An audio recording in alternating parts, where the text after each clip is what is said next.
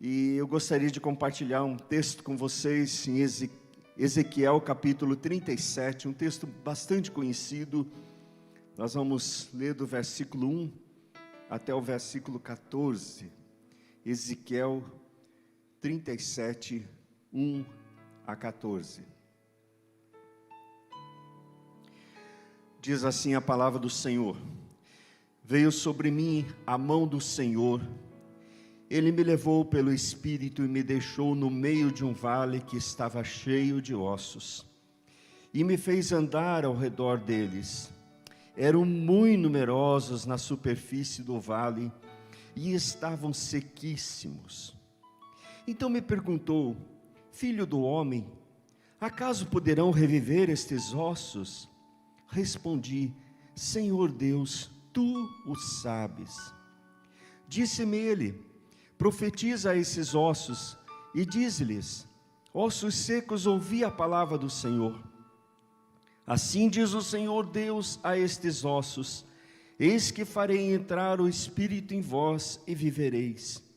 Porei tendões sobre vós, farei crescer carne sobre vós estenderei pele, e porei em vós o Espírito e vivereis, e sabereis que eu sou o Senhor. Então profetizei segundo me fora ordenado. Enquanto eu profetizava, houve um ruído, um barulho de ossos que batiam contra os ossos e ajuntavam, cada osso a seu osso.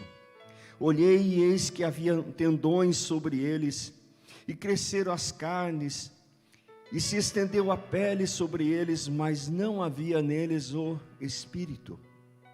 Então ele me disse: Profetiza, ó Espírito,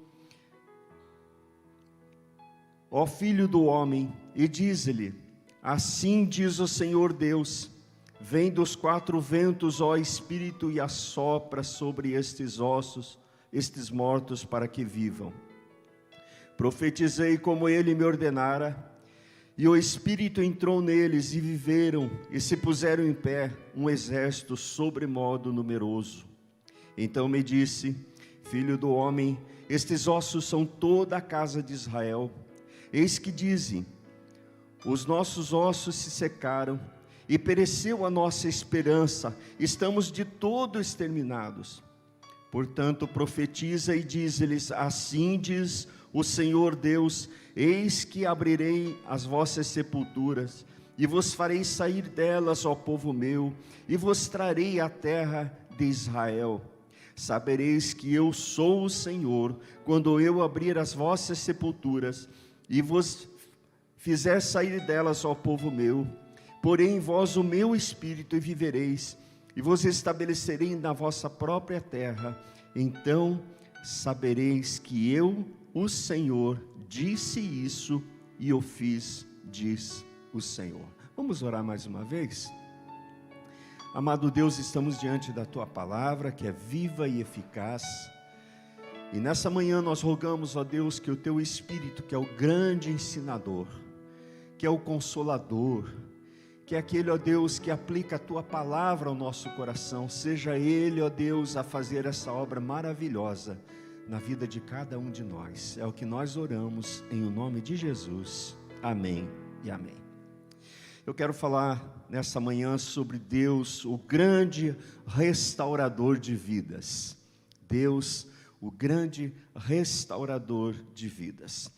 Você vai encontrar muitas mensagens, muitos textos referentes ao período babilônico, ao período em que o povo de Deus esteve na Babilônia, porque foi um período muito extenso, muito longo. Durante 70 anos o povo de Deus esteve ali cativo de Babilônia, depois dos assírios e assim por diante. Muitos reinos passaram durante esse período de 70 anos, pelos quais então o povo de Deus sofreu as duras perseguições ali no cativeiro babilônico. E nesse período, Deus então não deixou de falar com o seu povo. Deus levanta Isaías, Jeremias, Ezequiel e Daniel, 4 grandes profetas, para profetizarem coisas maravilhosas nesse período, mostrando o seguinte, que no meio do caos, no meio da desordem humana, Deus continua em ordem, Deus continua falando com o seu povo. Isso aplica-se a nós, no meio da desordem da nossa vida, no meio dos cativeiros da nossa vida, Deus continua a profetizar, Deus continua a ministrar, Deus continua a falar ao nosso coração, não importando o tempo em que nós estejamos vivendo. Aliás, é uma prerrogativa de Deus gostar mesmo de falar, de ministrar, quando o nosso coração está turbulento, está em grandes dificuldades, como é o caso aqui deste povo. Eles tinham sido levados para a Babilônia, já sendo profetizado por Deus que isso iria acontecer, através de Elias, principalmente, foi o profeta que profetizou esse tempo difícil em Israel, por causa do distanciamento de Israel de Deus. Israel tinha esfriado o coração, eles não tinham mais prazer nas coisas de Deus, ao contrário disso, eles tinham prazer nas coisas do mundo, estavam distanciados de Deus, amortecidos com relação a Deus. E Deus então levanta pessoas para dizer: olha, vocês vão ter que passar um tempo em cativeiro, vai ser um tempo difícil para vocês, mas nesse período eu vou tratar de vocês, eu vou trabalhar no coração de vocês, desse povo como nação de Deus, eu vou tratar de vocês. E isso então aconteceu, e esse povo foi levado ao cativeiro, e ali no cativeiro se levantaram também profetas falsos, dizendo o seguinte: olha, não se preocupem, porque é questão de dias e Deus vai nos tirar disso.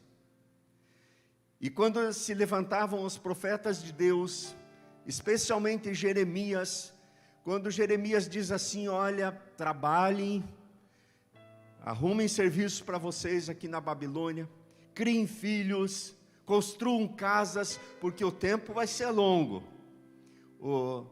Os profetas falsos diziam assim: não escute esse homem, não escute, porque o tempo vai ser breve. E de fato, o tempo foi longo. Durante 70 anos, conforme Deus já tinha dito a Elias, esse povo então passou esse período longo ali na Babilônia, sendo ali tratados por Deus, sendo ministrados por Deus, até que chega um ponto em que Deus então resolve falar a este povo através de Ezequiel. Deus fala essa palavra profética agora de restauração na vida do povo, e Ezequiel então, esse profeta usado por Deus, ministra ao coração daquele povo, e nós vamos ver agora algumas coisas acontecendo aqui nesse texto. Primeiramente, a situação deste povo. Diz aí o versículo 1 e 2: veio sobre mim a mão do Senhor, e Ele me levou pelo Espírito, e me deixou no meio de um vale que estava cheio de ossos, e me fez andar ao redor deles. Eram muito numerosos na superfície do vale, e estavam sequíssimos. Deus conduz o profeta, não foi o profeta que foi por conta própria. Deus pega na mão do profeta e diz assim: olha, eu vou levar você numa visão a um vale repleto de ossos, e esses ossos estão sequíssimos. Isso representava a realidade daquele povo, um povo seco, um povo que, olhando assim do ponto de vista humano, já não tinha mais o que fazer, porque estavam mortos, estavam secos mesmo. Diz aí no versículo 11, eles mesmos falando: eis que dizem, os nossos ossos se secaram, e pereceu a nossa esperança, estamos de todo exterminados. Quando eles olhavam para eles, para a realidade deles, eles enxergavam assim: nós estamos exterminados. Perdeu-se a esperança. Você conhece alguém que já morreu? Você pode dizer assim, que pergunta estranha, né? Eu conheço um monte de gente, muita gente da família, amigos que já morreram. Não, não é nesse sentido. Você conhece gente que está caminhando, está andando, está trabalhando, está estudando, mas que já morreu, que está morto há muito tempo, que não tem mais esperança, que não tem expectativa. Talvez seja a realidade de você nessa manhã aqui. Talvez seja a realidade de você que está nos ouvindo também. Não tem esperança, não tem expectativa de vida. E essa é uma realidade do ser humano sem Deus.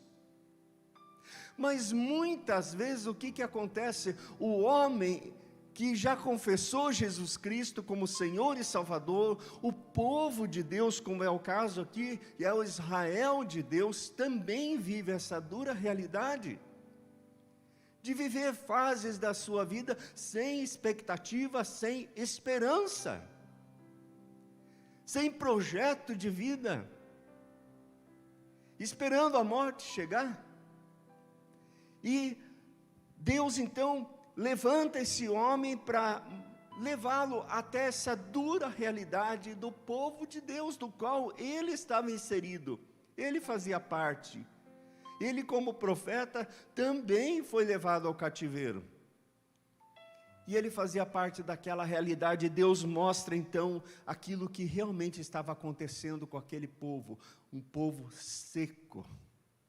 A gente olha para o nosso mundo, olha para o nosso Brasil, a gente vê essa realidade também.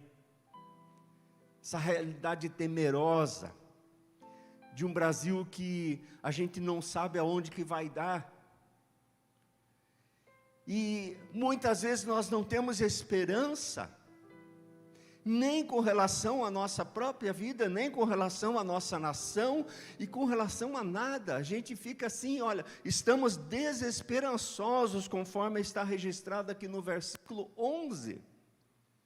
Então esta era a dura realidade daquele povo. Aquele povo estava como um vale de ossos secos, e era muito. Não tinha ninguém ali que pudesse dizer assim, olha, encosta aqui em mim que eu vou te ajudar. Não, era um vale cheio de ossos. E aí vem uma pergunta de Deus ao profeta, uma pergunta desafiadora. Então me perguntou, Deus perguntando ao profeta, filho do homem, acaso poderão reviver esses ossos? É uma pergunta desafiadora, que Deus faz ao coração do seu povo. Deus não faz essa pergunta ao mundo, Deus faz à igreja. É uma pergunta direcionada para o seu povo. Poderão reviver estes ossos?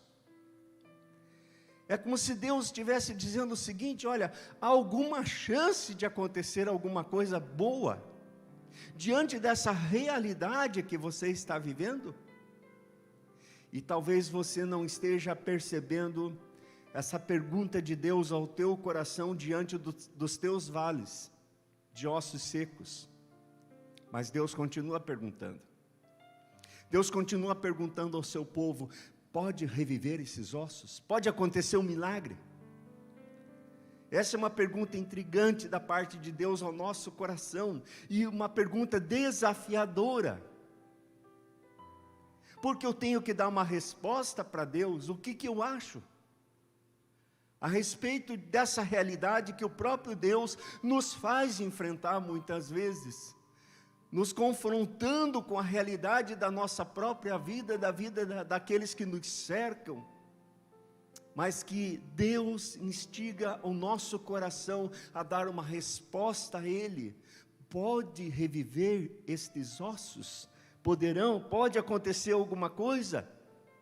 Essa é a pergunta mais desafiadora que nós encontramos da parte de Deus ao nosso coração.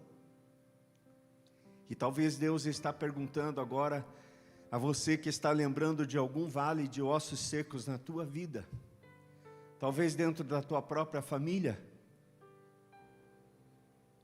Talvez chocado você esteja pela sociedade que você está vivendo, como muitos de nós estamos, E Deus fazendo essa pergunta inquietante ao nosso coração, pode reviver esses ossos?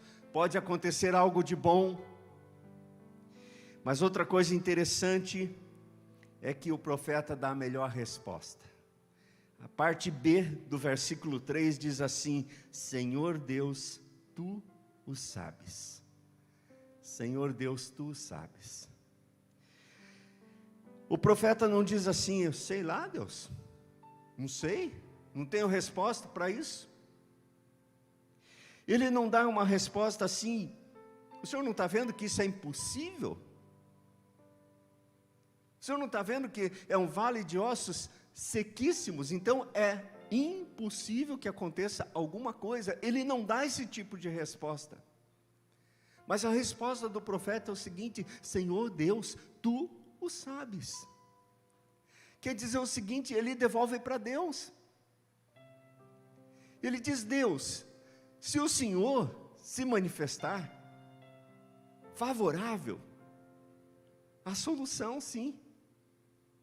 Tudo depende de Ti, Senhor. Tudo vai depender do Senhor. Ou o Senhor coloca a Tua mão, ou não acontece nada. Mas essa é uma resposta maravilhosa, quando a gente tem esperança em Deus, quando a gente olha a realidade é essa mesma, humanamente pensando, não tem o que fazer, mas Senhor, Tu o sabes. O Senhor pode fazer com que isso aqui mude. E essa esperança o crente nunca pode perder, jamais. O povo de Deus é um povo chamado para ter esperança, porque o dia que nós perdemos a nossa esperança, nós definhamos, nós morremos por dentro. Se você veio aqui nessa manhã, se você que está ouvindo, você perdeu a tua esperança, essa manhã é uma manhã de renovo, de renovar a tua esperança em Deus, de buscar em Deus realmente a confiança, voltar a acreditar no Senhor, como o Senhor é, o Deus Todo-Poderoso, o Deus que pode fazer maravilhas na nossa vida. Então o profeta diz: Senhor, Tu sabes. Tu sabes.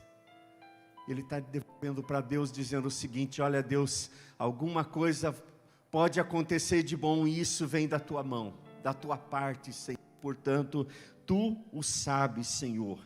Essa é a melhor resposta que a gente pode dar a Deus. Aí Deus fala o seguinte no versículo 4.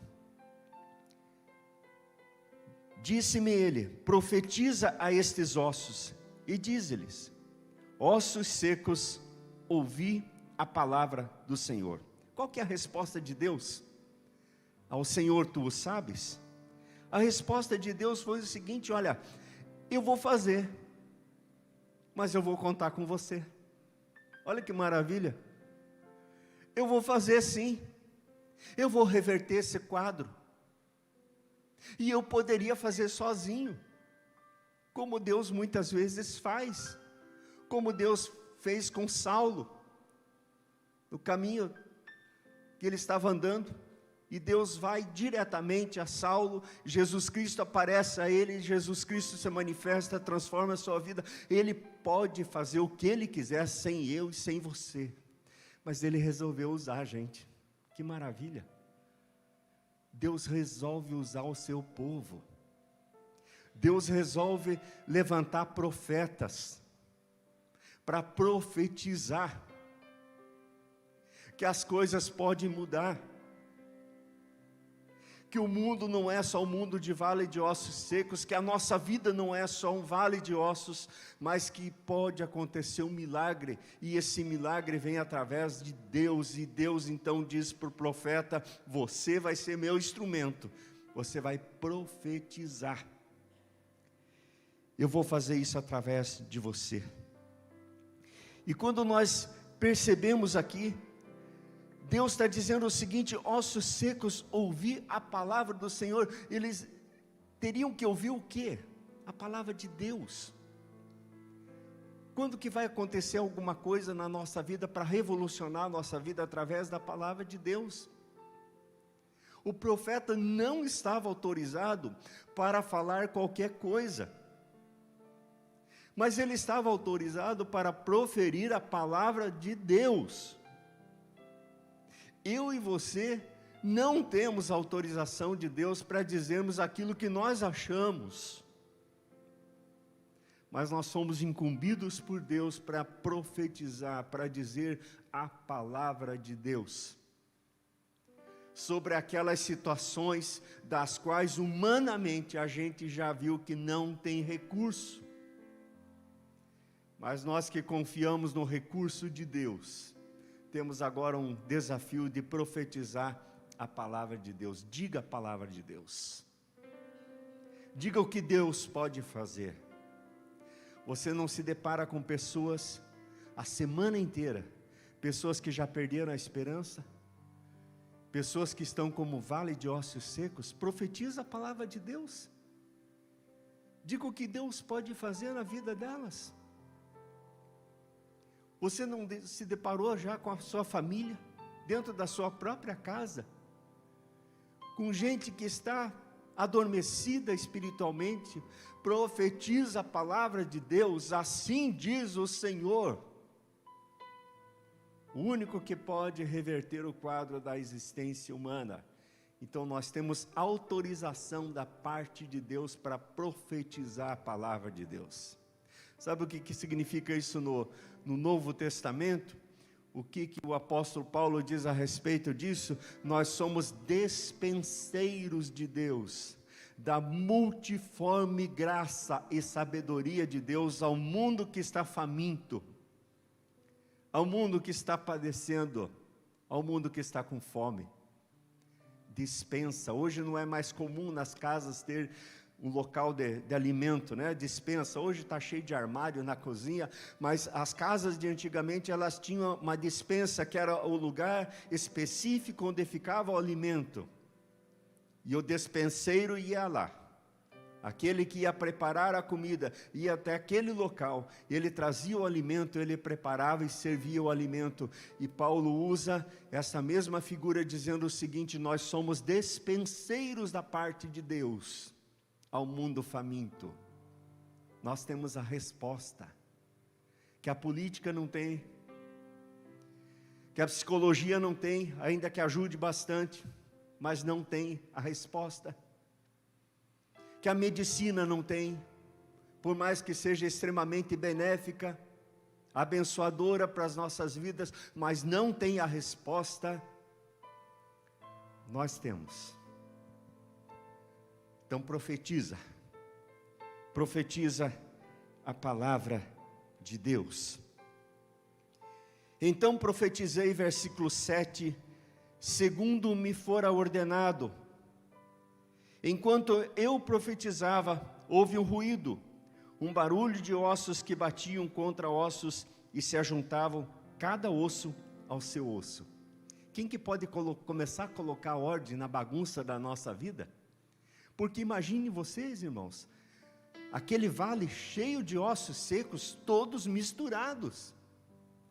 Aliás, não estavam secos, estavam sequíssimos, significando o seguinte, que tinha muito tempo que estavam ali. E agora, o que o profeta faz? Ele começa a profetizar. Então profetizei segundo me for ordenado. Segundo Deus falou comigo, eu profetizei. E quando eu fiz isso, o que aconteceu? Começou a juntar osso ao seu osso. Talvez um dedinho estava longe lá, né?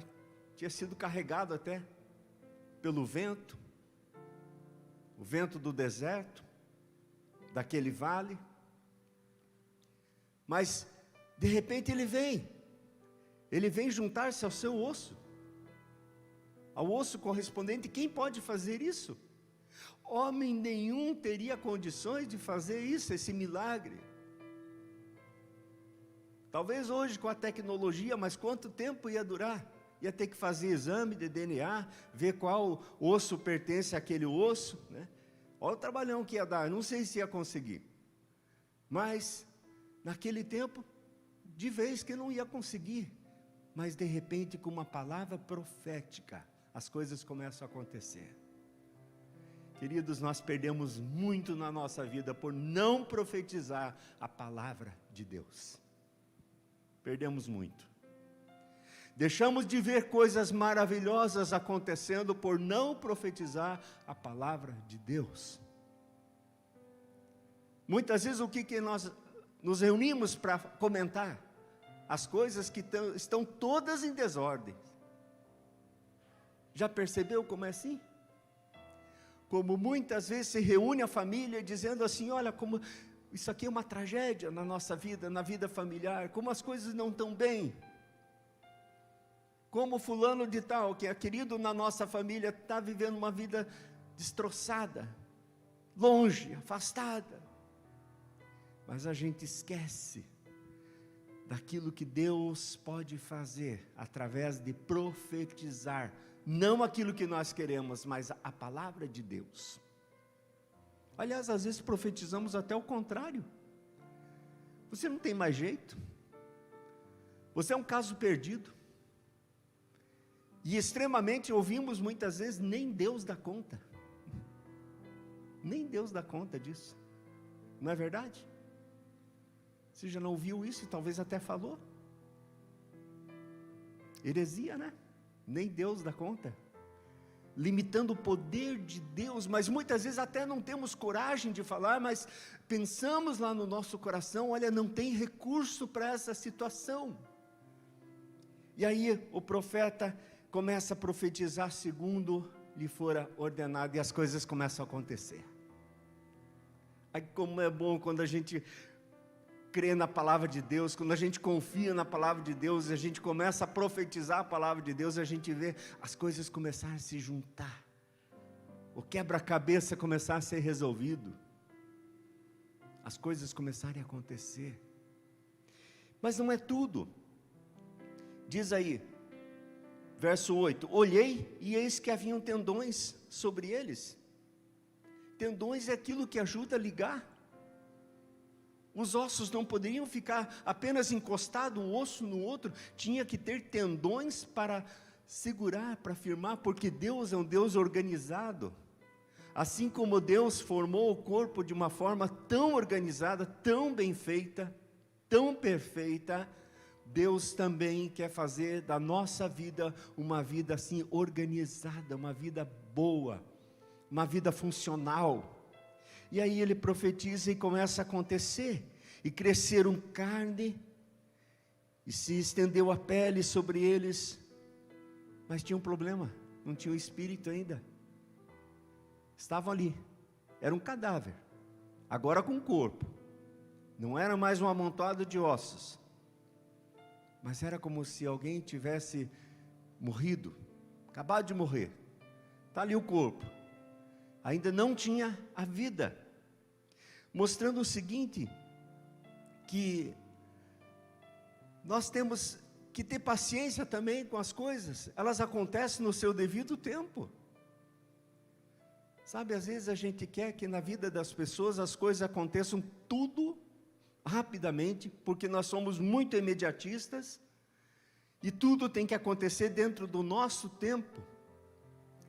E nós esquecemos que a palavra de Deus diz assim, que aquele que começou a boa obra em nós e em vós, há de completar até o dia de Cristo Jesus. Então não havia ainda o Espírito, mas o corpo estava lá. Já estava as coisas bem organizadas, mas faltava o principal.